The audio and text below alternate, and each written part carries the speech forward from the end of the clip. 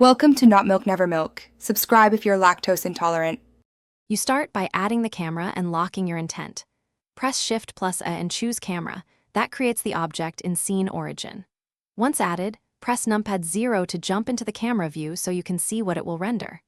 While still in camera view, hit G to grab and move, R to rotate. This is faster than moving the viewport. Make sure to toggle X-ray or orthographic only when you need exact alignment. It keeps framing predictable. Now refine framing and understand why these controls matter. With the camera active, use G and R for position and rotation. Hold Shift for incremental precision. For interactive framing, enable Lock Camera to view in the end panel so moving the viewport adjusts the camera directly.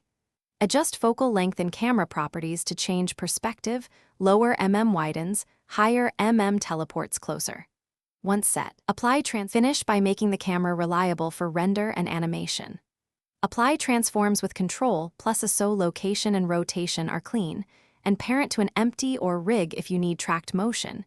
Use Control plus P right arrow object. Use camera view and render region, then run a quick test render with F12 to confirm framing and exposure. If the camera jumps or ignores your edits, double-check Lock Camera to View is off and inspect constraints. Clear or adjust them so the camera behaves predictably.